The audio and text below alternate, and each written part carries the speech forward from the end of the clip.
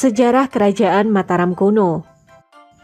Kerajaan Mataram kuno atau yang juga dikenal dengan nama Kerajaan Medang adalah kerajaan bercorak Hindu-Buddha yang berkuasa sekitar abad ke-8 sampai ke-11 Masehi. Kerajaan ini berpusat di sekitar Jawa Tengah, tetapi kemudian berpindah ke Jawa Timur. Kerajaan Mataram kuno dikenal dengan peninggalan candi megah yang membanggakan Indonesia di mata dunia, seperti Borobudur dan Prambanan. Era Mataram kuno sering disebut sebagai periode peradaban Jawa kuno, di mana budaya, kesenian, dan arsitektur Jawa mencapai masa keemasannya. Gaya kesenian Jawa saat itu menyebar ke wilayah kekuasaan Sriwijaya di Sumatera hingga daerah selatan Thailand dan Angkor di Kamboja. Pengaruh kekuasaannya juga terasa hingga di Bali, Filipina, dan Khmer di Kamboja. Catatan sejarah mengindikasikan kalau Mataram kuno pernah mengirim pasukan ke Champa di Vietnam serta Tanganyika dan Mozambik di Afrika. Namun, hubungannya dengan kerajaan Sriwijayalah yang paling erat.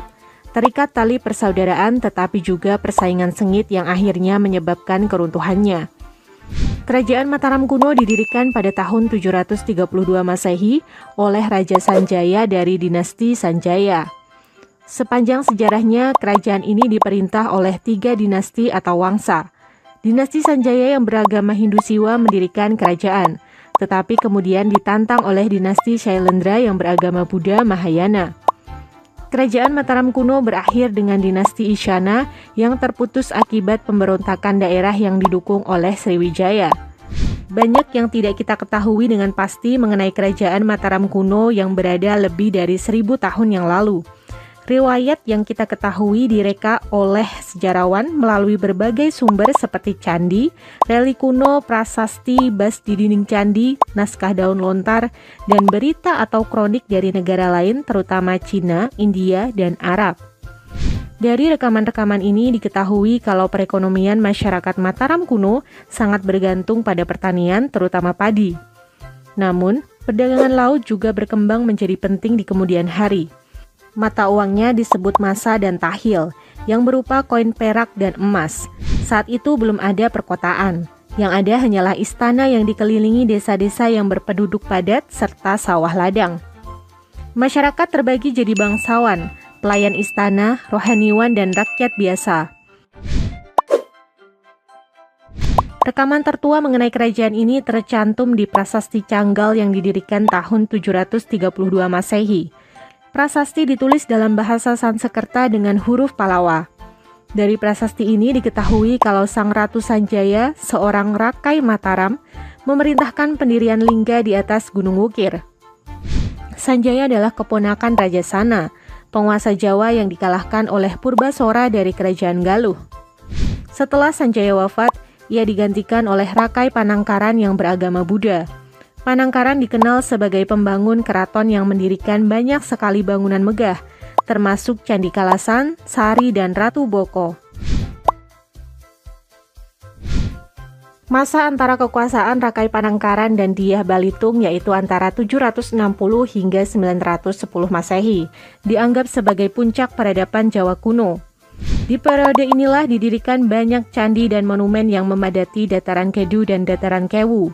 Yang paling terkenal diantaranya adalah Candi Borobudur, Prambanan, dan Sewu. Pengganti Panangkaran adalah Dharanindra atau Raja Indra. Ia meneruskan tradisi pembangunan arsitektur megah. Selain itu, Raja Indra dikenal dengan gelar Sang Penakluk Musuh yang Berani, karena banyak mengirim pasukan militer untuk menaklukkan banyak kerajaan lainnya. Ia berasal dari dinasti Shailendra dan juga memerintah Sriwijaya selain Mataram kuno. Kedua raja berikutnya yaitu Samarakrawira dan Samaratungga.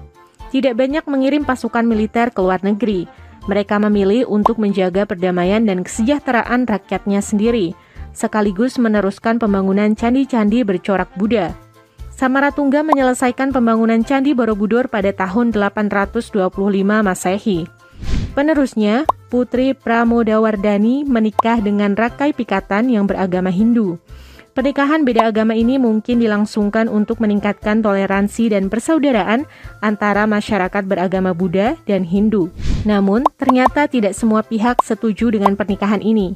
Ibu kota Mataram sempat diserang dan dikuasai oleh pasukan yang mungkin dipimpin oleh Balaputra dari Sriwijaya. Walaupun berhasil mengusir musuh, istana dianggap kurang bertanda baik sehingga kemudian dipindah ke Amrati, arah barat laut dari lokasi aslinya. Setelah itu, Rakai Pikatan turun tahta dan menjadi petapa. Penggantinya adalah Dyah Lokapala, putra bungsunya yang berhasil mengusir musuh dari ibu kota. Lokapala meneruskan pembangunan candi-candi bercorak Hindu seperti Candi Sambisari, Barong, dan Ijo. Sepeninggal Lokapala di tahun 885 Masehi, raja-raja silih berganti bertempur merebut kekuasaan hingga akhirnya Mataram berhasil disatukan kembali oleh Raja Balitung di tahun 898 Masehi. Ia memindahkan ibu kota ke Pohpitu dan berhasil menciptakan pemerintahan yang stabil selama 12 tahun. Balitung mengadakan reformasi administrasi, membatasi kekuasaan rakai atau penguasa daerah, mendukung agama Hindu dan Buddha, serta melebarkan daerah kekuasaan ke Jawa Timur untuk pertama kalinya. Beberapa raja memerintah dari Pohpitu sebelum ibu kota dipindah lagi ke Mataram oleh Raja Wawa. Raja Wawa mengadakan transmigrasi ke pemukiman di sekitar Sungai Bengawan Solo dan Brantas di Jawa Timur. Jawa Timur menjadi lebih penting lagi ketika Empu Sindok memindahkan ibu kota ke sini dari Jawa Tengah. Pemindahan ini mungkin disebabkan oleh letusan Gunung Merapi, wabah penyakit, perebutan kekuasaan, atau faktor kepercayaan. Namun, banyak ahli sejarah berpendapat kalau alasan yang terkuat adalah pergeseran ke arah perekonomian maritim. Sungai Brantas dianggap lokasi yang lebih ideal dari dataran Kedu dan Kewu karena menyediakan akses ke pelabuhan yang dilewati jalur perdagangan rempah dari Maluku. Perubahan ini juga menandai akhir masa kejayaan Mataram kuno, karena setelah itu tidak lagi ditemui pembangunan arsitektur Jawa yang semegah generasi sebelumnya. Dinasti Isyana yang didirikan Empu Sindok berakhir dengan cicitnya Dharma Wangsa Teguh yang naik tahta di tahun 990 Masehi. Saat itu terjadi permusuhan sengit dengan Sriwijaya yang ingin mengklaim daerah Mataram kuno di bawah dinasti Shailendra. Dharma Wangsa mengirim pasukan ke Palembang, tetapi serangan ini gagal. Sriwijaya berhasil mengusir pasukan Dharma Wangsa, kemudian dengan bantuan Raja Dinasti Song dari Cina. Alih-alih mengalahkan Sriwijaya, Dharma Wangsa beserta keluarga kerajaan malah terbunuh ketika Haji Wurawari yang didukung Sriwijaya menyerang istana saat pernikahan anak perempuan Dharma Wangsa. Dengan peristiwa yang dikenal sebagai Pralaya Mataram ini, berakhirlah kerajaan Sriwijaya.